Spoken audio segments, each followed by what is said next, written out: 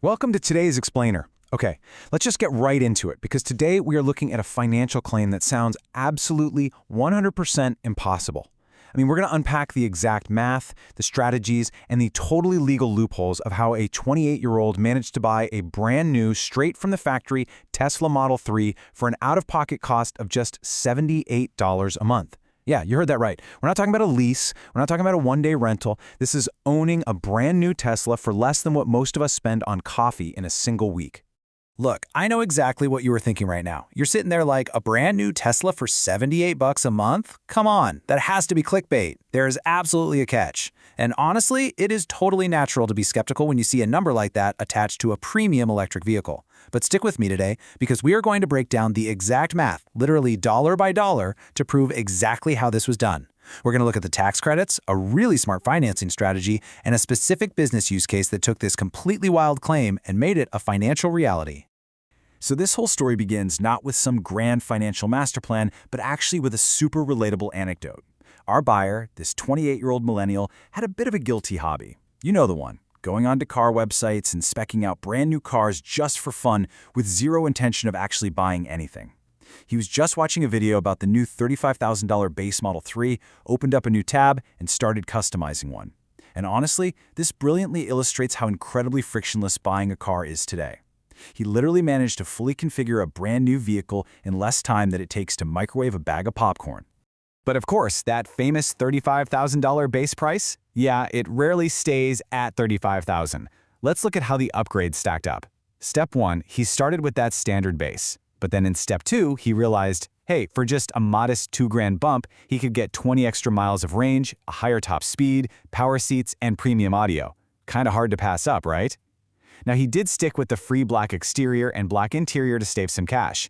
But then came Step 3, adding the $3,000 autopilot feature, the one that keeps the car in its lane and matches traffic speed. He smartly skipped the $5,000 full self-driving package, figuring he could just handle driving himself for that kind of money. But still, his little budget car very quickly escalated to a $40,000 purchase. Moving on to Section 1, Tesla's sneaky math and uncovering the real price. So if you've ever looked at how Tesla presents its pricing to consumers, you'll notice the sticker price and what Tesla claims the car actually costs are two very, very different numbers. The sheer discrepancy here is fascinating. On one side, you have an actual $40,000 car, but down at the bottom of the checkout screen, Tesla advertises a quote-unquote price after estimated savings of $29,450. Wait a minute. How did nearly 10 grand just vanish into thin air? When you actually look at the breakdown, the real price is $33,750. So what exactly is Tesla doing here to make this car look incredibly cheap? Well, let's break down that sneaky math. The first 2 points here are completely legitimate cash equivalents. You've got a $3,750 federal tax credit, which is basically cash back on your tax return, and a $2,500 California EV rebate, which is an actual physical check they mailed to you. Those are real savings. But look closely at that third point. Tesla actually bakes in about $4,300 of estimated gas savings over 6 years of ownership right into their advertised price. Think about that for a second. That only applies if you were originally going to buy a gas car, and you certainly do not get that money up front. So if we strip away that imaginary gas money, the actual real price of the car sits at $33,750. All right, Section 2, the Amazon of car buying.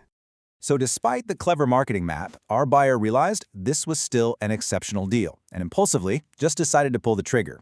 And really, the most crucial point of this entire purchasing experience comes down to this one upfront number. $4,437.01. That is the only out-of-pocket cash paid on day one. How? By totally avoiding a cash purchase and instead securing 100% financing for 72 months at an incredibly low 3.75% interest rate. Because that financing covered the whole cost of the vehicle, this $4,000 in change just went to cover the unavoidable stuff: sales tax, license, and registration fees. The buyer realized that at a 3.75% interest rate, he'd get a vastly better return taking his actual cash and investing it somewhere else in the market. Now, the checkout process itself was as easy as clicking Buy It Now on Amazon. But the waiting game? Yeah, that was a slightly different story. Check out this timeline. Day 1, the order is placed and they promise a 2-week delivery. Cool. By day 7, absolutely zero updates. Our buyer is basically logging into his account every single day like a kid waiting for a toy in the mail. By 14, instead of actually getting the car, delivery is officially pushed out another 2 weeks to March 29th. It's highly reminiscent of that one friend who texts you saying they are 5 minutes away when they literally haven't even put their shoes on yet. But once you've waited 5 minutes, what's another 5, right? Tesla effectively uses that exact same psychological trick. But eventually, delivery day did arrive, and the experience was completely unlike a traditional dealership. There was zero haggling, no upselling, no salesman awkwardly pretending to call his manager in the back room. Our buyer described it as having this very minimalist, high-tech Apple Store vibe, with just incredible customer service. And despite all those online rumors you read about weird panel gaps and terrible paint jobs, this car was practically perfect. The only minor quirk, a slightly stubborn driver's side door that required a pretty heavy slam to close properly. But other than that, totally flawless. Which brings us to Section 3, the $78 per month formula. All right, we have covered the specs, the sneaky marketing, and the delivery. Now it is time to dive into the core financial breakdown and solve the real mystery of this explainer. Let's start with this big number, $12,117.01. This represents the total, raw, first-year cost of owning the car. Because he financed 100% of it, that generated a monthly payment of $640. You multiply that by 12 months, and you get $7,680 for the year.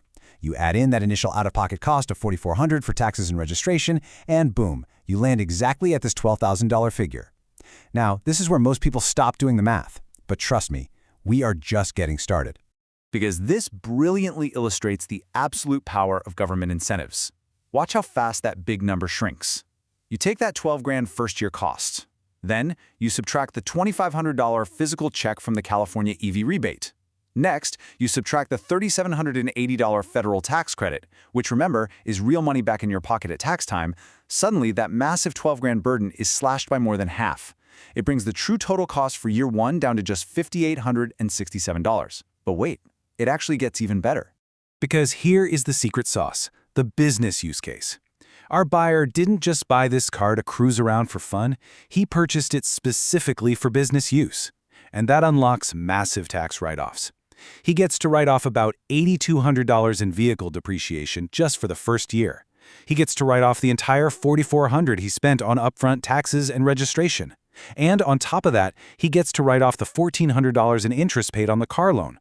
When you combine all of that, it creates an enormous tax write-off of over $14,000 for a single year. Now, to be totally clear, a $14,000 tax write-off doesn't mean the IRS just hands you 14 grand in cash. It reduces your taxable income.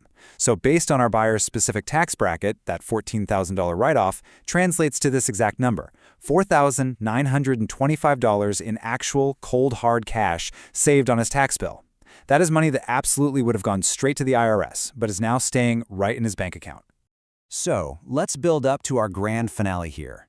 We take our year one cost after those initial government rebates, which was roughly $5,800. Now we subtract the massive $4,900 in actual cash saved from those business tax write-offs. And what are we left with? An astonishing annual net out-of-pocket cost of just $942.01 for an entire year of driving a brand new Tesla. So the crucial takeaway here is this. You take that annual net cost of $942, you divide it by the 12 months in a year, and boom, there is our promised payoff, $78.39 a month. By stacking state rebates, federal tax credits, and strategic business use tax deductions, the effective out-of-pocket cost is almost completely wiped out. Furthermore, because he borrowed the money at a super low 3.75% interest rate, he could take his actual capital and invest it elsewhere at a much higher return, making this financial move even more brilliant. And that brings us to Section 4, the ultimate dad surprise. Look, spreadsheets and tax deductions are fantastic, obviously, but what about the actual human element of this purchase? Well, our buyer decided to keep this whole thing a complete secret from his dad. He just drove up to him randomly one day to surprise him. When his dad finally saw the car, he completely lost his mind. His exact words were, "Is that one of the best choices you've ever made? Holy crap." They went for a drive, marveling at all the crazy technology and the minimalist design, and it just proves that beyond being a genius financial hack, this car brought some really genuine joy and created an unforgettable memory. Which really leaves us with this final thought for you to consider today. The absolute genius of this $78 a month strategy wasn't just in the tax deductions, as great as they were, it was in the choice to use 100% financing at a low rate rather than tying up a bunch of cash in a depreciating asset. So I leave you with this question. If you leveraged 100% financing to buy a car at a low interest rate, where would you invest your cash to outpace that loan? Because honestly, understanding opportunity cost is the real key to mastering your personal finances. Thank you so much for joining me on this explainer, and hey, keep optimizing.